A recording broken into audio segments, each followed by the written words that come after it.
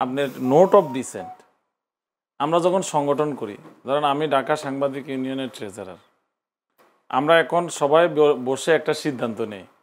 সিদ্ধান্ত যখন আমরা এখানে নেই, সিদ্ধান্ত হওয়ার পরে একজন দুইজন এখানে ভিন্ন মত থাকে, তখন উনি বলে যে আমার রেজুলেশনে এটা লেখেন, আপনাদের সাথে আমার এটা নোট অফ ডিসেন্ট আমার এটা লেখা থাকবে এখানে। কিন্তু সিদ্ধান্ত কিন্তু ওইটাই হয়ে গেছে, কিন্তু এটা কিন্তু একটা ভুল করতেছে সবাই। 64-84টা বিষয় ঐক্যমত হ্যাঁ না ভোটের প্রসেস তৈরি গেছে, এখানে ওই নোট অফ ডিসেন্টের কোনো বিষয় নাই। কিন্তু এই জিনিসটা কিন্তু একটু ক্লিয়ার করা দরকার।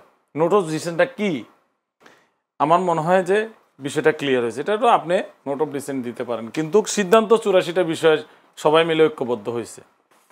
এখন পিআরের বিষয় যেটা বলে অন্য অন্য রাজনৈতিক নেতারা বা টকশোগুলোতে যে বিষয়টা বলে যে যখন ওই যে প্রত্যেকটা আসনে যে আমাদের নেতা, যেমন আমাদের হাবিব ভাই ওনার অঞ্চলে একজন নেতা, এখন ভোটটা কাকে দিবে এই বিষয়টা আমি একটু বলি।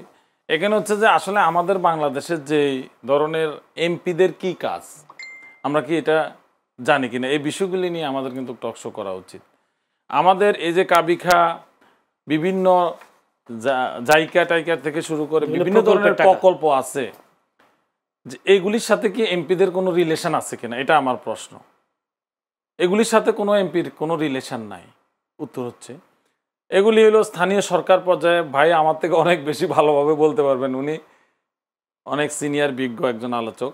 এগুলি স্থানীয় সরকারের বিষয়। এমপিদের মূল কাজ হচ্ছে যে রাষ্ট্রীয় আইন প্রণয়ন করা এবং রাষ্ট্রের অখণ্ডতা রক্ষায়, সার্বভৌমত্ব রক্ষায় ভূমিকা পালন করা। কোন অঞ্চলে কে আছে, আমি পিআরের পক্ষে বিপক্ষের বিষয় বলছি না, এখানে ছোট দলগুলি কেন পিআর চাচ্ছে, আমার কাছে যেটা মনে হয় কেবলমাত্র আইন প্রণয়নের জন্য তারা এমপি হবেন, বিষয়টা এমন। হ্যাঁ, শুধুমাত্র জনগণ তাদেরকে শুধুমাত্র আইন প্রণয়নের জন্য বেসিক্যালি সারা বিশ্বের যারা সংসদ সদস্য পার্লামেন্ট মেম্বার থাকে তাদের মূল কাজ হচ্ছে যে আইন প্রণয়ন করা, রাষ্ট্রের গুরুত্বপূর্ণ বিষয়ে রাষ্ট্রের অখণ্ডতা রক্ষায় ভূমিকা পালন করা। কিন্তু বাংলাদেশে এটা মনে হচ্ছে যে ওই স্কুলের প্রাইমারি স্কুলের টিচার পিয়নকে নিয়োগ হবে, হাই স্কুলের এগুলি এমপির কাজ।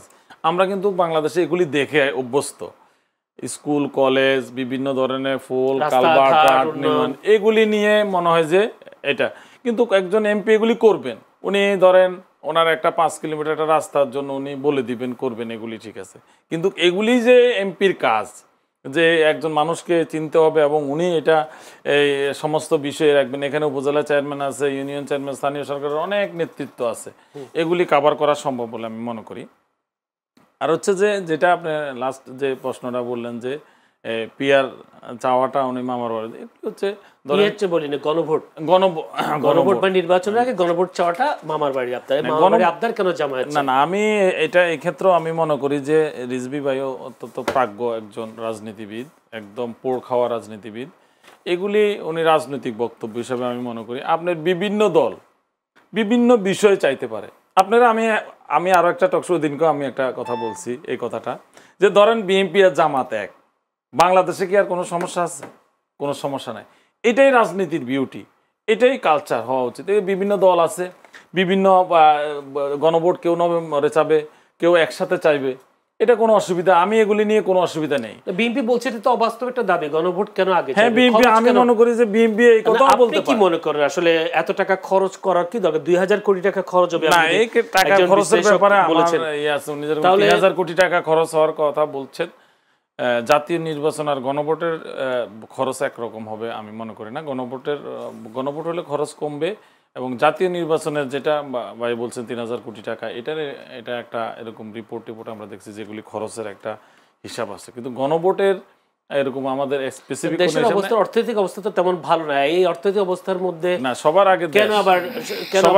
আমি মনে করি যে যদি দেশের কল্যাণ হয়, যদি মনে করেন যে গণভোটটা আগে হয়ে গেলে মানুষের যে একটা মানুষের আস্থা, এই আস্থাটা কেন তৈরি হলো, আমি আমার বক্তব্য শুরুতে যেভাবে বলেছি, এই আস্থাটা তৈরি করছে এই প্রশাসন, এদেরকে বিশ্বাস করছে না। যেমন প্রতিদিন বলে ফেব্রুয়ারিতে ইলেকশন, কারণ এই অবিশ্বাস থেকে গণভোট বলেন, জুলাই সনদ বলেন, সাংবিধানিক অর্ডার বলেন, এগুলি সব আসছে।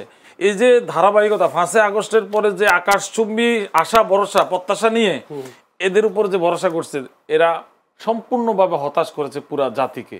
ডক্টর ইউনূস ব্যতীত অর্থনীতির কিছু কাজ ছাড়া এই সরকারের প্রতি যে প্রত্যাশা মানুষ করেছে এর সিটে পটাও করতে পারে নাই। একটা লাভ হয়েছে, বাংলাদেশ থেকে কোনো টাকা পাচার হয় নাই। এছাড়া আমার মনে হয় এই সরকারে এসে যে ধরনের আশা ভরসা, টাকা পাচার তো হয়েছে, প্রত্যেক বছরে টাকা পাচার হয়েছে এরকম তথ্য আছে। যেরকম এটা মানে ওরকম ভাবে মেসিভ আকারে টাকা পাচার হওয়ার এরকম কোনো ঘটনা আমি আমার চোখে পড়ে নাই।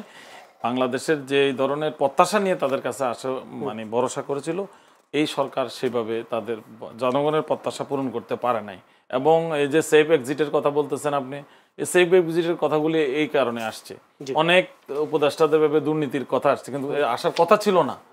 তারা একটা যে এমবিশন, বিপ্লবী সরকার, সাধারণ একটা ভোটে নির্বাচিত হয়ে একটা দল ক্ষমতায় আসা আর এই জিনিসটা এত এক না। আমরা যে আসিফ নজরুল সাহেবকে আমরা বলতে শুনছি যে আমি যখন আমার যদি কখনো সুযোগ হয়, আমি যদি উপদেষ্টা মন্ত্রী হয়, আমি জান দিয়ে, আপনি দেখছেন না, আপনার ভাইরাল হয়েছে, উনি যে মানে আল্লাহর মানে কি করবেন, উনি দিন রাত উনি একাকার করে দিবেন। কই দিন রাত আমরা তো দেখি তো কোনো